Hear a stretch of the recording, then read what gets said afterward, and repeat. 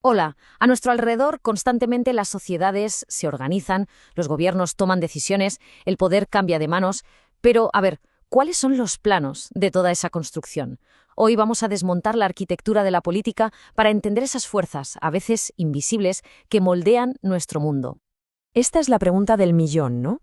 La que ha intrigado a pensadores durante siglos. ¿Qué es lo que hace que todo esto no salte por los aires? ¿Es la amenaza de la fuerza, unos valores comunes o una mezcla muy compleja de todo?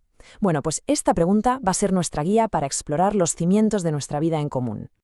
Como en cualquier estructura, lo primero son los cimientos. Y en nuestro caso, el cimiento es una palabra que usamos todos los días, pero que si nos paramos a pensar, es difícil de definir con precisión.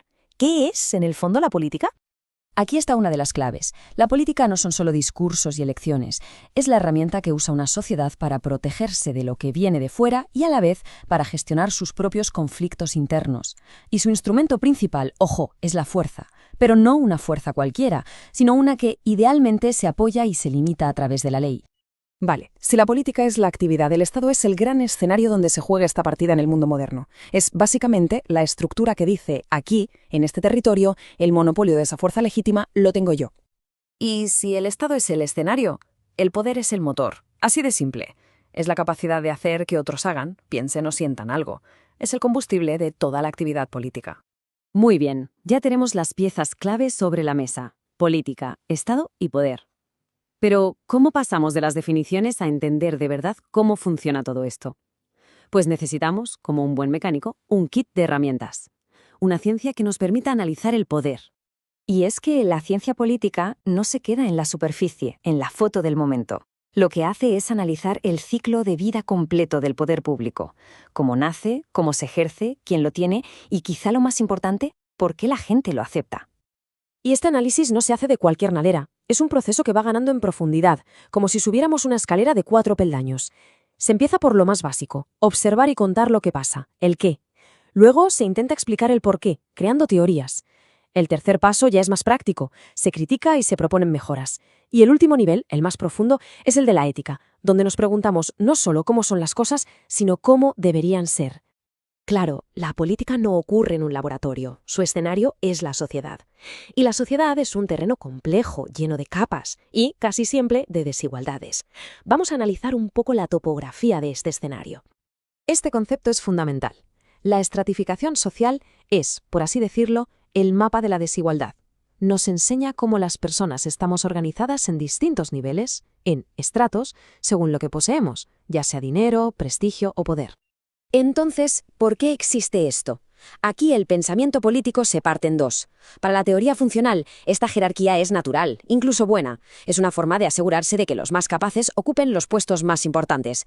Pero la teoría del conflicto nos da una visión mucho más cruda. La desigualdad no es natural, es una construcción, un abuso de un grupo dominante para mantener sus privilegios.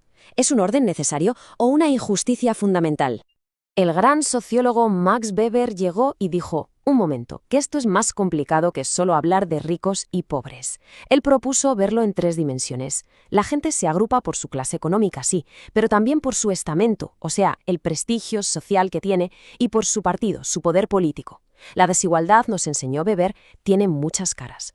Bien, ya conocemos el escenario. Volvamos ahora al motor. Vamos a sumergirnos de verdad en la mecánica del poder. ¿En qué es y cómo funciona exactamente? El poder es un concepto escurridizo, y para intentar atraparlo es muy útil ver cómo lo definieron 3 gigantes. Para Weber, la clave es la confrontación. Poder es imponer tu voluntad incluso si el otro se resiste. Hobbes lo ve de una forma más estratégica. Son los recursos que tienes ahora para conseguir algo en el futuro. Y Russell lo simplifica a su esencia. Es simplemente conseguir que pasen las cosas que quieres que pasen. 3 ángulos para una misma fuerza. Así que, al final, la duda es: ¿el poder es algo que se hace o algo que se tiene? La tesis relacional dice que el poder solo existe en la interacción, en el momento en que se ejerce. En cambio, la tesis sustantiva lo ve como algo que se puede acumular, como si fuera una batería cargada, lista para ser usada cuando haga falta. Para entenderlo mejor, podemos usar una pequeña analogía, una de la biología. Pensemos que el poder es un género, una categoría muy amplia, pero dentro de ese género hay diferentes especies, formas muy concretas en las que se manifiesta. Y aquí las tenemos, esas 4 especies: El poderío es la fuerza bruta, la coacción sin más. El mando es el poder que viene de las normas, de las reglas. La influencia juega en el campo de la mente, de la persuasión. Y finalmente la autoridad, que es la forma más sutil y nace del respeto y la admiración. Se ve claro el espectro, ¿verdad? Desde la imposición más directa hasta la aceptación voluntaria. Vale, pero en la práctica, en el día a día de una sociedad, ¿quién tiene el poder de verdad? Hay 3 grandes respuestas a esta pregunta. La teoría elitista dibuja una pirámide. Siempre manda una minoría.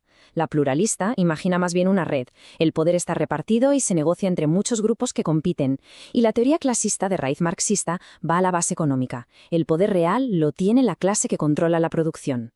Un poder basado solo en la fuerza bruta es frágil y muy caro de mantener. Para que sea duradero, necesita convertirse en autoridad. Y para eso, necesita algo que es absolutamente crucial, unas reglas del juego que la mayoría acepte. Entramos en el terreno de la legitimidad y el derecho. La legitimidad es el pegamento de todo el sistema. Es esa creencia compartida de que quienes mandan tienen derecho a hacerlo. Es lo que transforma la obediencia por miedo en obediencia por convicción.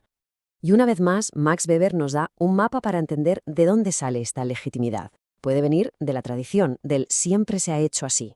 Puede nacer del carisma increíble de un líder, de una persona que inspira devoción. O, y esto es lo que domina hoy en día, puede ser legal racional. No se obedece a una persona, sino a un sistema de leyes que se consideran justas y racionales.